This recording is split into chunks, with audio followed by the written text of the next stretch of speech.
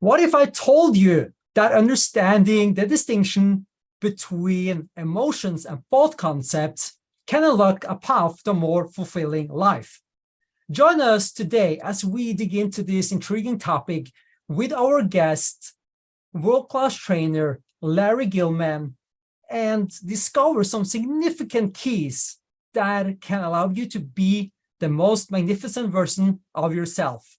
So with that, help me welcome down on the virtual stage, Lary Gillman.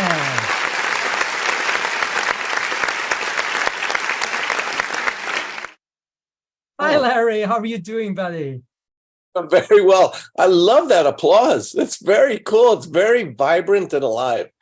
Yes, I learned somewhere from some great masters among Tony Robbins that energy and highest energy wins. So I love seeing your smile again as well.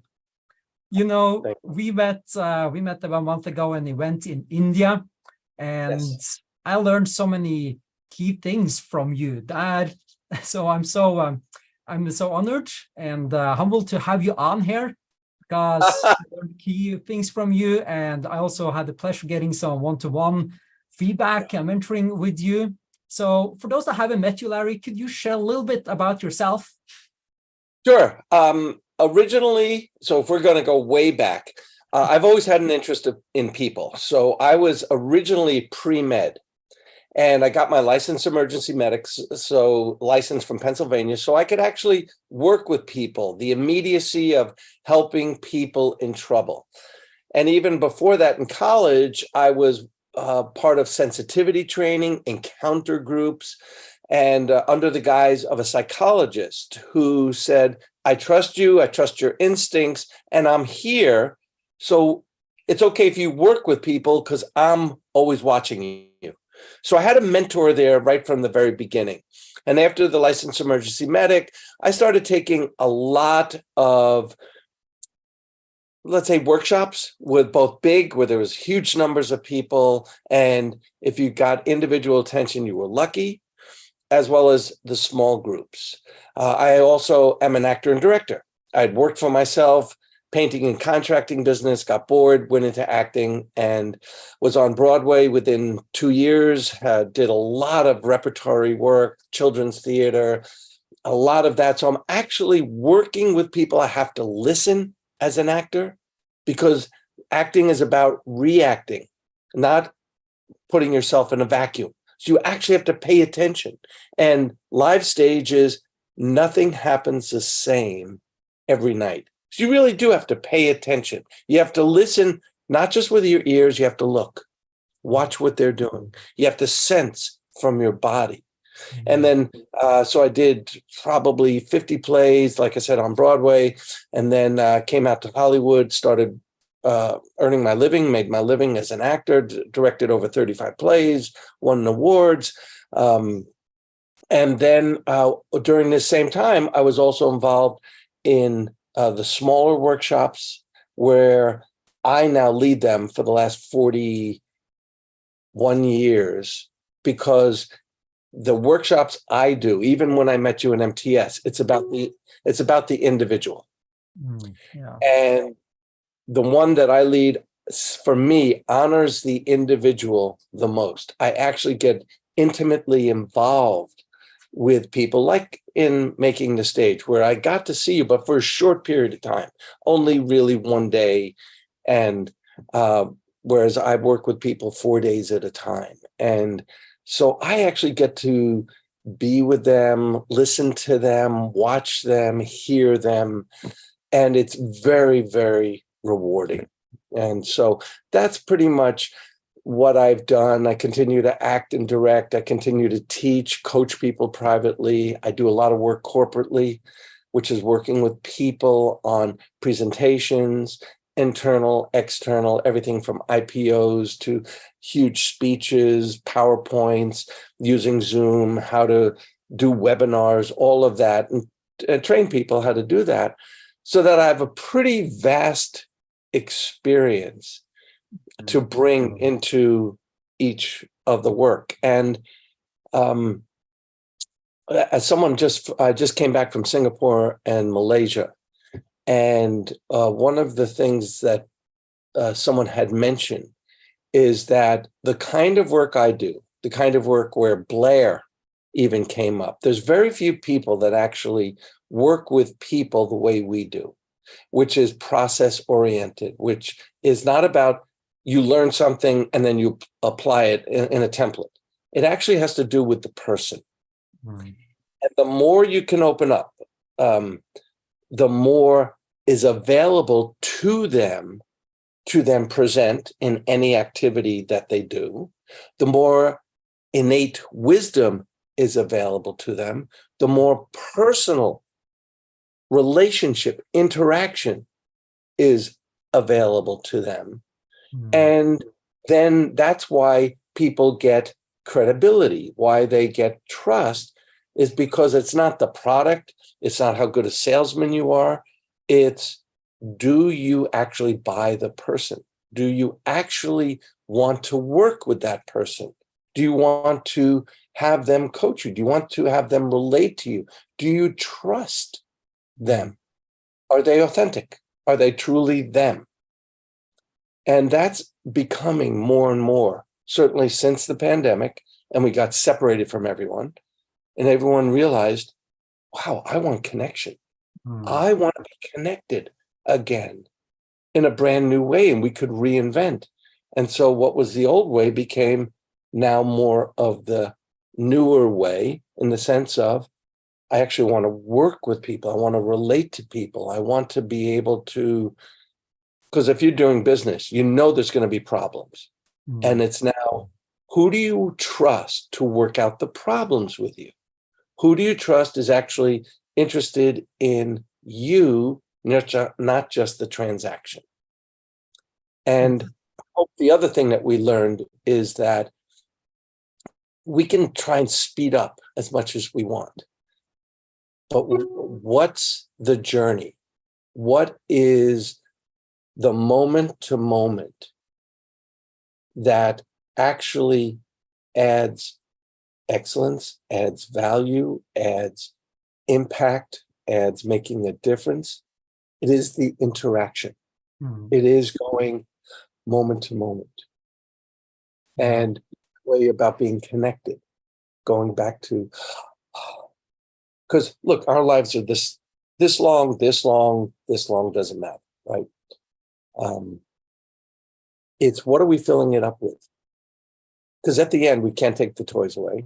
At the end, yeah, we had fun with the toys, but I cannot tell you the number of people who are very wealthy who still feel hollow, who feel like they're jumping from one thing to the other just to try and feel something, to get that. And it's a great high, but then when they come off the high of it, like extreme sports or doing something like really great, very cool, love that they can do that, but then their relationship. See, the relationship has to do with actually connecting and being vulnerable and letting yourself feel everything that you feel because you're human. And that humanity makes all the difference in everything we do, every relationship we're in, whether it be a love relationship, a familial relationship, a transactional relationship, business, how you want to go and expand your business, absolutely has to do with your humanity, not just the list of things you need to do to market better, to brand better, which is important in the marketplace. But ultimately, where are you in that? Yeah. Larry, you are just such a walking wisdom. And yes, I know you mentioned so many great concepts that, yeah, look, it's even some of your own wine you got up there, right? Yes, this is why I started a vineyard 9 years ago. I've won 3 awards already for the wine. It's a hands-on. I do most of the work myself. So those are the bottles. This is album cover that was thought of by Glenn Fry. I work with Glenn Fry of the Eagles, and he said, pick out whichever painting you want. I did that. This is from some of my travels in and around Asia.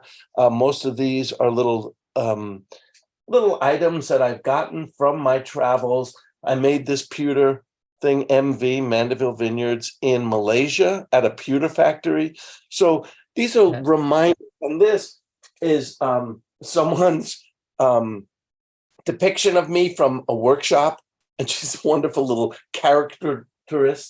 And with that, with your workshops as well, I just love because you mentioned, for example, vulnerability and people just want to be connected. And I truly believe, yeah, over the years, with how technology developed, social media into life, that has naturally created the distance between people. And as you mentioned, it just is coming back to the connection, being vulnerable, feel each other. And that is what I sense with you as well. You have such a big heart when you work with people and you truly care. So yeah, this impact you have working with people around the world, it is amazing to see the impact it has. For those that listen in, if you have a question for Lary, put it in the comment box. Start with questions so we can easily see it. And Lary, I just want to dig into on your expertise with self-expression, Yeah. what that Just want truly means. And can you elaborate? Sorry? Yeah. Anybody that's looking on Zoom as opposed to just listening, like if you look at Joakim, you notice he has very blue eyes. So anybody who's listening on Zoom, if you can also just connect with somebody while you're listening, it actually may help you listen rather than active listening and just, yeah, I like it, I don't like it, this resonates with me, this doesn't. You're actually connected in a different way. And the way you will hear the information while you're connected may actually go beyond the control mechanism of your brain and actually get in. So I just recommend while we're doing this, connect with one person, breathe open mouth into your body, and see if you can just listen and see where it wants to land in your body, as opposed to, I like this bit, I don't like this bit. Because you don't know where it may affect you, where the synapses may actually trigger.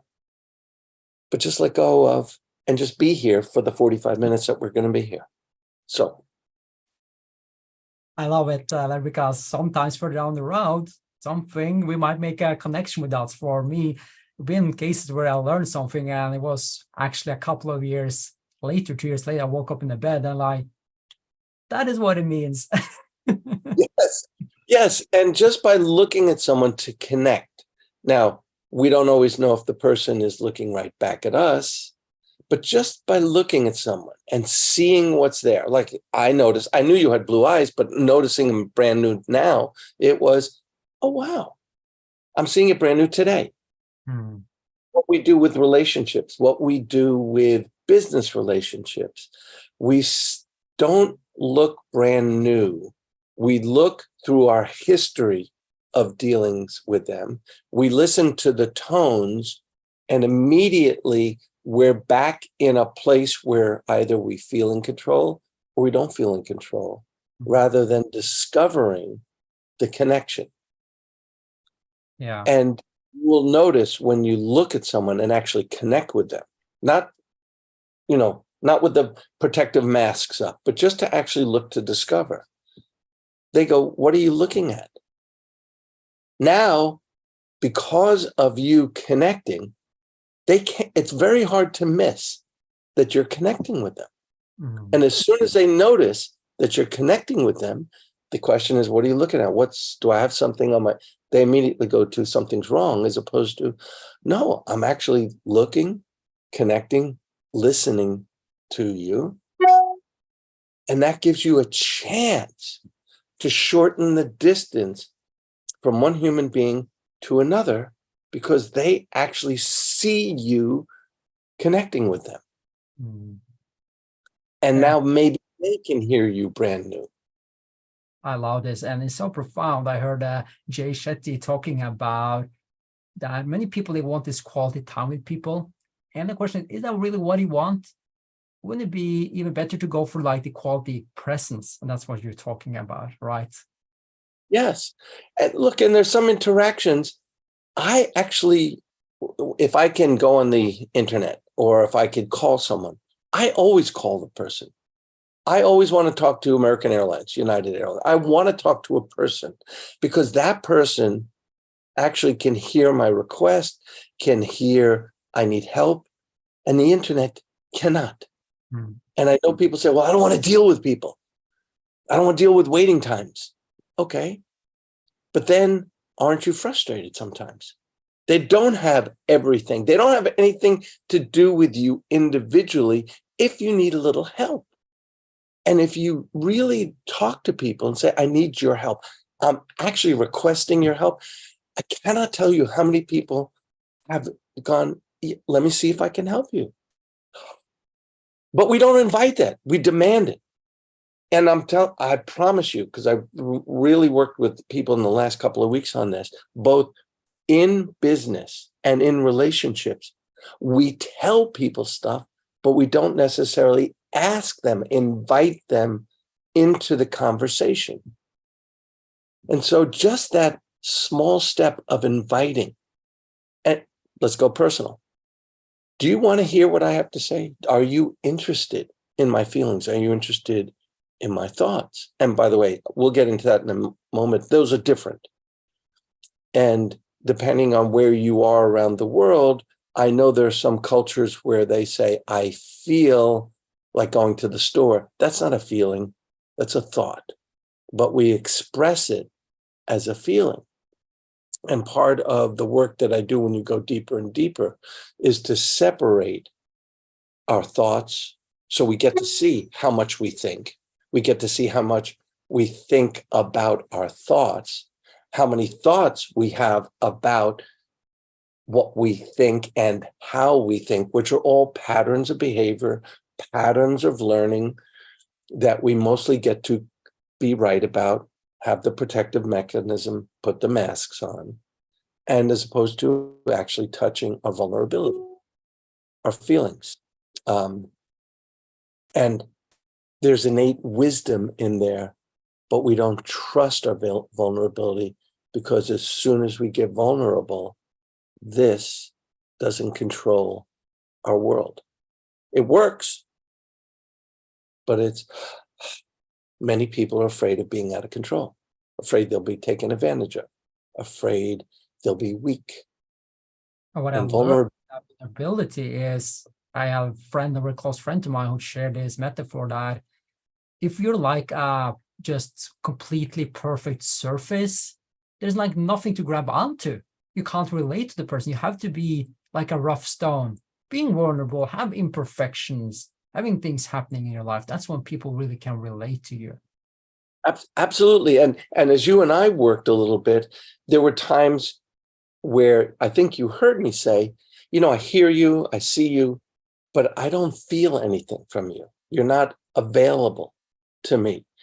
And each of us is a tuning fork. We have this voice and we are either connected in our body and resonate, which means we're vibrating with the words. We're connected physically. So what we look like and what we sound like are more congruent. Or when people get nervous, and I'll do it now, is what happens is I'll go into my throat and it still sounds like me, but if you hear, there's no resonance, which means I'm just talking from here up. I'm not connected to my body. And if you want people to resonate as the tuning fork, you need to resonate first. You need to bang yourself so you get to vibrate, so that as you speak and you see what you're saying, is it landing or not? Then you give other people a chance to vibrate with you, resonate with you. So it's not just that they hear you, but they actually feel you. And that's a connection. And with that, Larry, it makes me very curious about, you mentioned is that we do see people through our own eyes. Could you share a little bit about how we respond to people, maybe even react based on our history, our experience, and what impact, our patterns, our beliefs, our history, what we have been through, how that affects our interaction with people? Yeah. When Yes. So I'm going to go back a little bit. When we were babies, young people, we wanted to connect with everybody. We welcomed people into our world. As we grew up, there were things that happened to us, none of which were our fault. None of which were our fault. What we got trained, what we learned was what was okay with our parents. Not good or bad, but we learned how loud, how big we could be, if that was okay, or if it was irritating. We learned patterns of behavior. We learned patterns of speaking. We learned patterns of how experimental we could be, how outrageous we could be. And then usually our educational system and our extended family supported that. Then our religions also supported that, which had everything to do with all of them and very little which had to do with our innate natural spirit.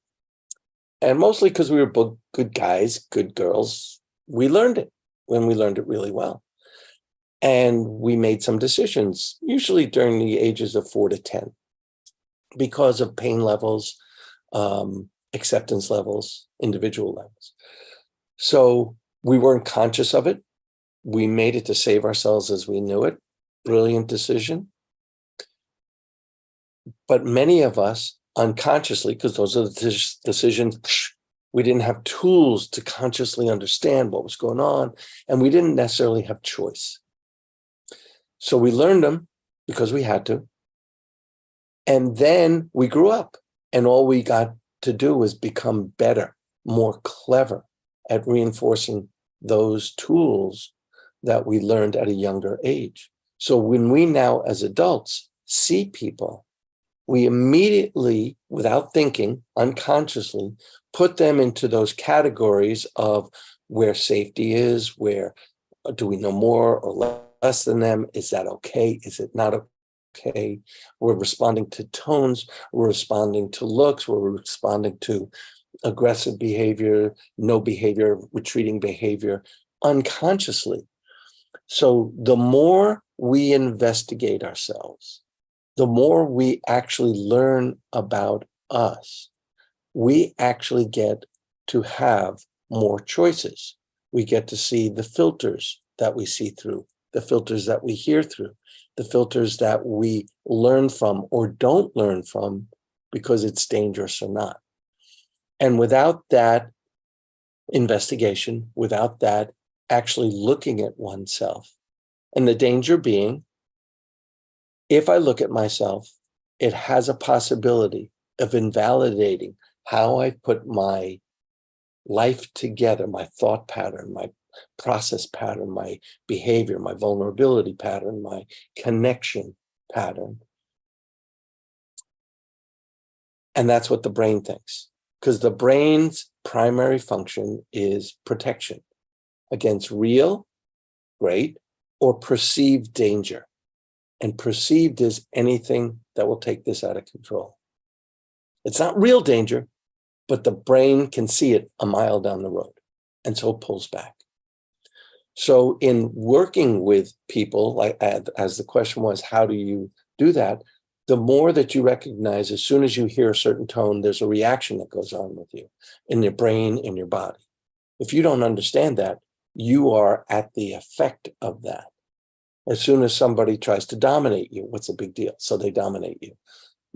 They can only dominate you if you let them. But if we don't know that, then we can see people as aggressive, as menacing, and and we'd fail to see that's their mask of protection.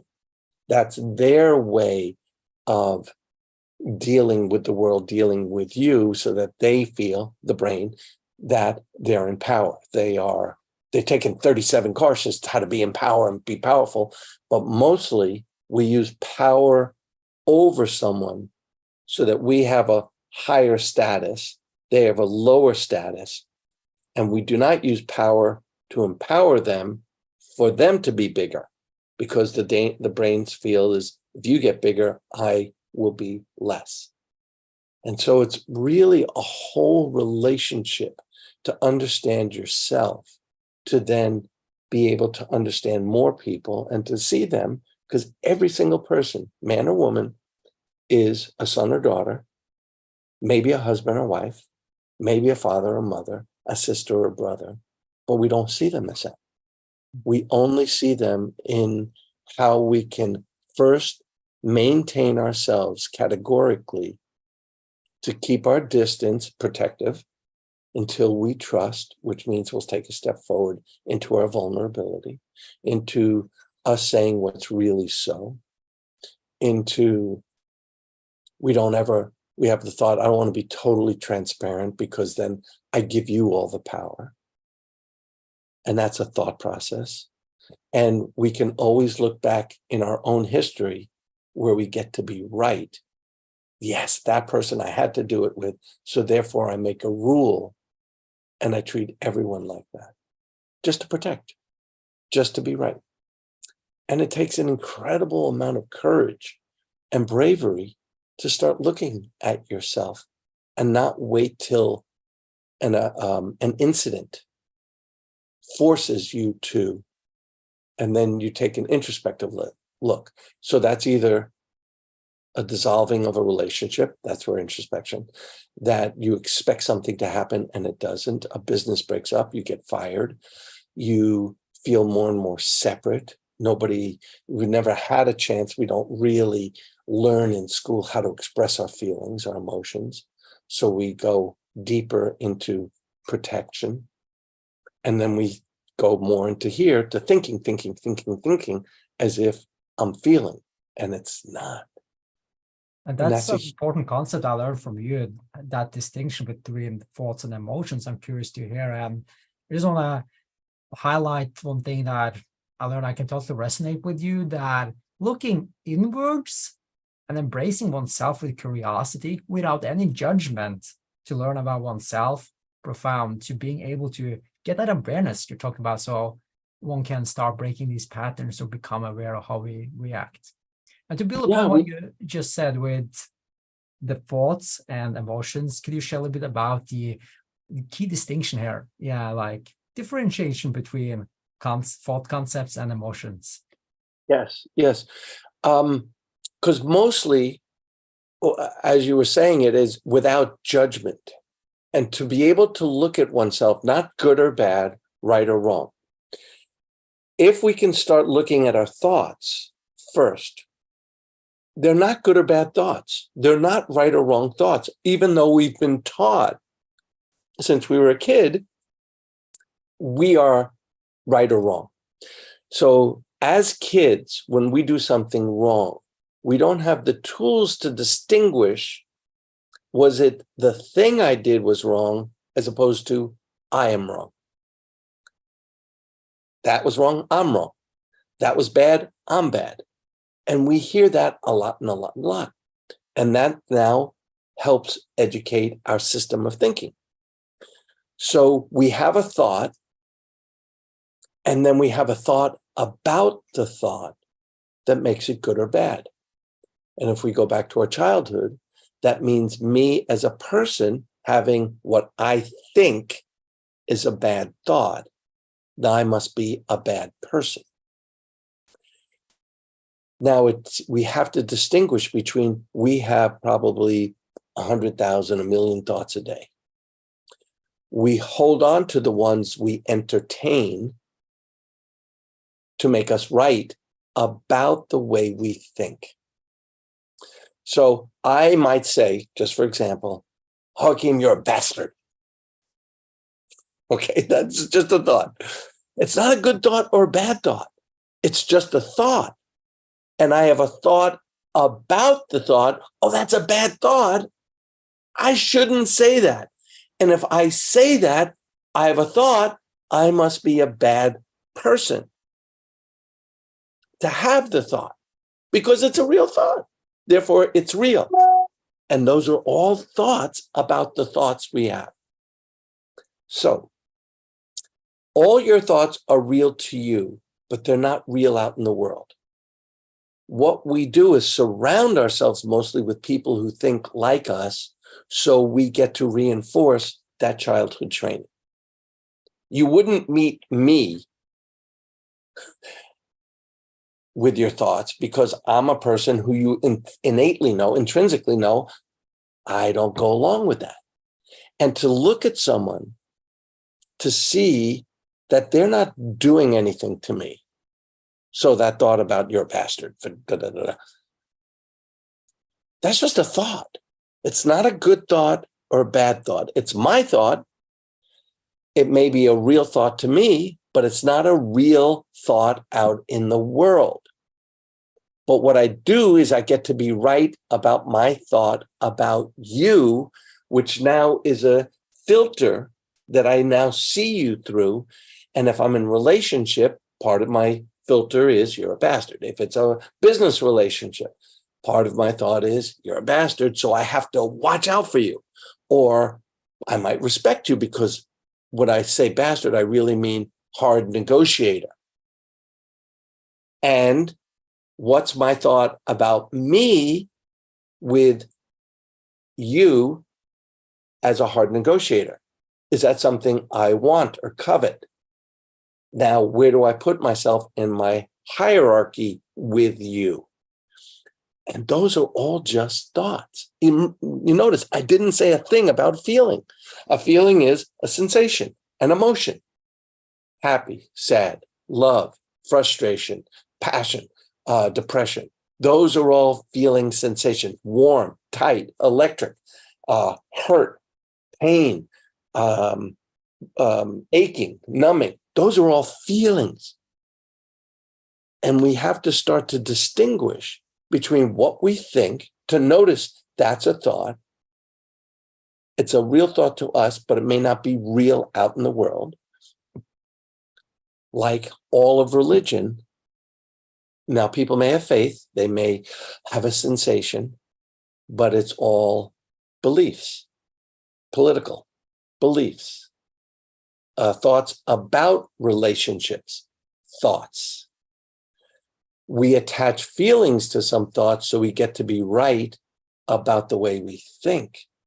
But to actually see the difference between what you think and what you feel. So I'm a person, I have thoughts. I am not my thoughts. I'm a person, I have feelings. I am not my feelings. But to get conversant with them, to embrace them, means I have to embrace all of my feelings, not just the ones I like, because they're all human. As a human, we were given the rainbow, not we get to choose one from column A, one from column B. The ones we don't like, we're mostly not conversant. We don't embrace them. We don't wear them as if I'm okay with them on. So if you watch people when they talk, they start to cry, they get emotional. And what many people say is, I'm sorry. Why? You're now human. And what most people forget is experience preceded language. Language was there to illuminate the experience. Language is not the experience. And that's why people are disconnected. They think a lot, they protect themselves, but if they're connected, they actually have to breathe. And why most people talk fast is so their emotional life doesn't have a chance to catch up with their mouth. And as soon as people slow down and breathe, they have a greater chance of actually connecting, that every word has weight, gravitas, has the weight of the experience, which now can be communicated. Larry, I love that. I love that you touched upon this. If people show their emotions and say, I'm sorry, why? Because as you said, it's part of being human. And that brings me into something I'm really curious about. If someone is afraid of being vulnerable, how could they take the step to open more up? Because what I found is that vulnerability is such a huge, profound thing, an impactful thing to create deep, meaningful relationships. And just conscious of time, could you share about that? how you can open up to vulnerability if you're afraid of that in a couple of minutes, because I want to be respectful of your time and I have one more question after that before we wrap this up. Yeah. So there's a number of things you actually touched on by that question. The first is, can we discover the culture that we grew up in? In that culture, there are certain okays, not okays. Can we allow the culture to be a foundation, but not defining ourselves? Okay. Number two, I don't want anybody to be on their deathbed and then say, if only I had actually spoken my mind, if only I had allowed myself to be who I truly was, if only I wasn't so afraid, if only I wasn't so lonely, if I thought I could be myself, I wouldn't lose people. I would actually belong. I would be part of. And none of us, if we broke our leg, would try and fix it ourselves. We'd go to an expert, a doctor, and a bone specialist. You're not going to go to a ear, nose, and throat guy for your leg. And what we do is we think we're supposed to solve all this, figure all this stuff out by ourselves, even though we don't have the training, which is crazy. And it's crazy that we demand ourselves to do that rather than have someone who has a lot of experience, who can actually see and is only interested in your nurturement, your growth, your expansion. But then we would actually have to say, maybe I need some help, which is huge. It now says I can't do everything all by myself. And then we're afraid if I go there, which is why I said it takes so much courage. It actually takes some bravery to open up yourself. And it can't be done like that. That's the hard part. It takes time. So when I work with people, it takes some days first for trust, to understand you're in a safe place, for the brain to go, okay, I'm okay. I'm okay, you. I'm okay if I take a step out. Now, I'm a pilot. Okay, I learned a long time ago. Because of the curvature of the earth, if you open up your sight 1 degree in 30 miles looking out, you can see another 10 miles. I'm saying that so if you open up 1 degree, there's so much more available. I'm not asking you to change your life in the sense of you have to change everything, but to open up so that you can include looking down the road so much more, so that people don't regret them. And most of us give permission to other people to be exactly who they are, but we don't give it to ourselves. We don't have that kind of compassion or even grace. And we go back to what we were brought up in, our culture, what's okay, what's not okay. And we don't look to say, what is it that I truly feel? What is it I truly want? What is it I want to do in this world? If I could do anything like we were a kid, we had so many dreams and we imagined, and then life came in on us and we stopped dreaming. We stopped imagining. There's too many considerations about what we can do and we can't do. So we stop ourselves before we even have the chance to experience it. So to bring that around is people have dreams and they have passions and they don't even give themselves a chance of discovering, is it so or is it just a thought? Do I want to do the work or not? Am I going to fail? Give me a guarantee I'll succeed, then I'll do it. Well, I wanted to walk my talk. So after not acting for a while, I went back on stage because, boy, moment to moment, you get a real sense of I'm either acting or I'm actually in it. And I have to look, connect, listen, be in the moment. and that's scary. When I started the vineyard, I wanted to create something, and it was extremely physically hard, and there was no guarantees of any kind of success, but I wanted to create something. So those of you who think, should I paint? Just paint. It's not good or bad. It's not a right or wrong. Quit comparing yourselves to somebody who's been doing it for 40 years. Be a beginner. If you want to sing, do you know every single culture has music? But most of us have been told at one point or another, no, please don't sing. You're not very good. And we stop ourselves from the joy of that expression of singing. So we go places privately, in the shower, in the bathroom, in our car, but not just to sing, to give ourselves the pleasure. And it's not to be the greatest or even the best or even good. It's because it gives you pleasure. I love doing woodwork. And Some of talking it's about what we really want, I thought you so beautifully connected that with getting into what you really want. And as you talked about having that differentiation between what are my thoughts and what are the sensations in my body, the emotions.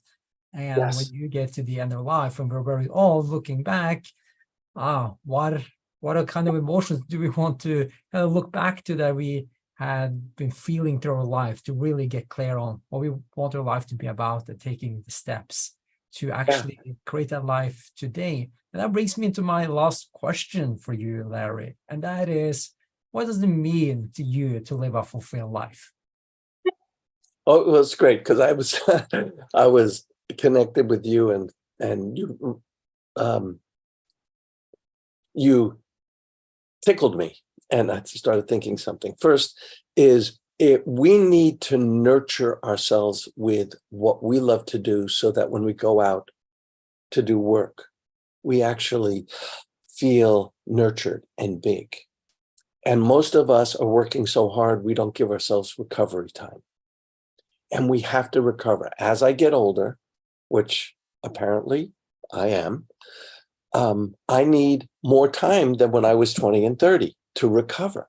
And if I don't, I start burning myself out. I start using up my reserves. And many of the people listening, I know you are working only on reserves. So part of that nurturement, part of that fulfill, I go away, like I said, 2 weeks doing workshops. I come back, I go work in my vineyard, because for me, digging in the soil, doing the things, weed whacking, I'm back in touch with the earth, with the ground. Now, when I was younger, I maybe could do, after 2 weeks of being away, I maybe could do 3, 4, 5 hours of work straight. Now I notice if I do 2 hours a day for about a week, then I can increase it to 3 to 4, because I need to get back to myself. Mhm. Last night we had a wonderful birthday party for my daughter's boyfriend, and all we did was talk and connect. And his brother had some kids, and so we needed to be mindful of when they needed to eat, but just to be with each other. And we have a beautiful backyard, so we could just be out there, and they were enjoying it. We didn't try to rush dinner. The kids were having a great time. We have dogs. They were playing with the dogs. They were playing with the tennis balls and stuff. And it was really about taking a breath and not trying to rush more. So we have to find things that nurture us, that feed our spirit. So when we go back out there to work, we're fulfilled. We need recovery time.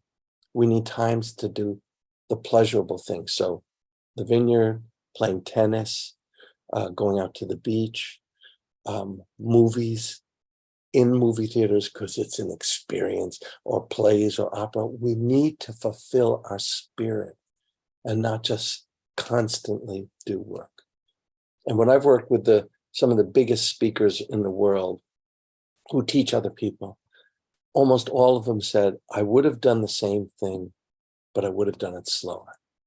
I would have enjoyed myself more. I would have taken time for me, because the physical toll has been immense. Think of any of the speakers that do huge trainings. I promise you the physical toll is immense. The emotional and physiological toll is huge. I love that they're out there, but to go slower. Take time for you so you are rejuvenated, you are refreshed, you are renewed, rather than using up all your reserves moment to moment. Apparently, we only have one time around. I know there's a lot of things about and even if you've done past life regressions, you've done it in this life. There's no guarantee. Take care of you. If you don't champion you, nobody else will either. So we have to have self-ish, self-motivation, self-care, and to go at our own pace compared to no one else. Quit comparing yourself to other people, because almost always we put ourselves down in that comparison. Singing, painting, sculpting, woodwork, gardening. Enjoy yourself who's doing it. Breathe, recover, so you get to be your best self. I love that, Larry. And you added so many great distinctions here to what will contribute to a fulfilling life. Hey man, time been going so fast. I taken many notes, and if I could have you for a day, I would love to just continue picking your brain. Just in before we wrap it up in 1 minute, if people want to continue learning and continuing the journey with you, Larry, where can they find you? Well, I'm the workshop I was talking about, the introductory, is called Mastery of Self-Expression. And it's www.themasteryworkshops.com. And you can investigate where I am around the world. There's someone in Germany who does it, so it's for German-speaking people. I do it in Asia, Canada, North America. So I've been going around, but I am looking to train people to carry on the work. So it's not just about me, but it's really about the work. So whether if you're in Japan, Thailand, Malaysia, Singapore, China, Taiwan, Los Angeles, Vancouver, you can work with me. There's some other people in Canada who do it, but look at themasteryworkshops.com and you can start to be introduced to you again. It's 3 or 4 days, depending on English or translation, all about you, to take time to look at you. Now, I will tell you, so no one's shocked, no phones. You cannot have your phone on, so that we start to learn how to increase our attention span, our consciousness, and to realize the world is going to go on without us anyway. So am I worth the time to spend on me? For your learning, for your growth, for your expansion, for your self-knowledge, and to integrate those parts so that you are more connected with you. Because every place you go in the world, there you are. And you have the chance to show up or not. Not good or bad, not right or wrong. What do you want to leave as your legacy in this world? With that, Larry, thank you. So the website is themasteryworkshops.com. Check out Larry if you want to continue the journey with him. He's such a wisdom. Larry, thank you very much for taking out the time all the way from west coast of the US to California. Thank you very much. And I just want to share for those who are watching as well, coming up, I'll have a workshop that is going to happen late next month. You can join us well on that link. Thank you for tuning in. Thank you for your commitment to investing in yourself. Make the rest of your day a great one.